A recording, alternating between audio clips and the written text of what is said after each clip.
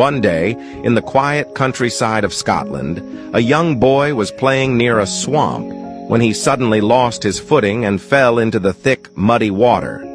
The more he struggled, the deeper he sank. Terrified, he screamed for help, his cries echoing across the open fields. A poor farmer named Fleming was working nearby when he heard the desperate cries. Without a second thought, he dropped his tools and ran toward the sound. As he reached the edge of the swamp, he saw the child flailing, barely able to keep his head above the water. Thinking quickly, Fleming grabbed a long, sturdy branch, waded into the muddy ground, and stretched it toward the boy. With great effort and at the risk of his own life, he managed to pull the child to safety. Exhausted but relieved, he helped the boy to his feet and sent him home. The next day, a luxurious car stopped in front of Fleming's modest hut. A wealthy man stepped out, approached the farmer, and said, "I am the father of the child you saved yesterday. I cannot thank you enough for saving my son's life. I know I can never truly repay you, but is there anything I can do for you?"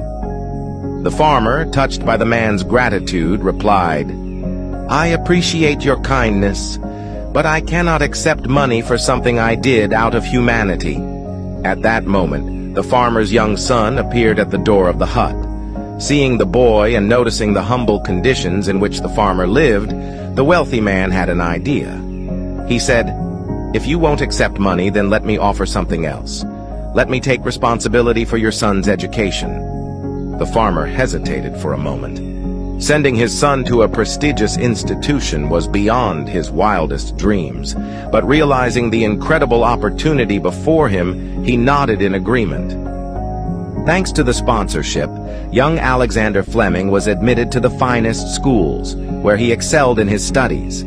He later attended St. Mary's Hospital Medical School in London, where his relentless curiosity and scientific brilliance led him to a groundbreaking discovery: the world's first antibiotic, penicillin, in 1928.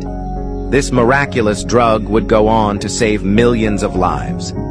But the story doesn't end there. Years later, during World War II, the wealthy man's son fell seriously ill with pneumonia. His condition was critical, and his survival seemed uncertain. He was treated with penicillin, the very drug discovered by none other than Sir Alexander Fleming. That wealthy man's son was none other than Winston Churchill, who later became the Prime Minister of Britain twice. This story is a powerful reminder that kindness has a way of coming full circle. A selfless act, done without expectation of reward, can return in ways one could never imagine. Do good for others, not for recognition, but because it is the right thing to do. One day that kindness may find its way back to you in the most extraordinary way.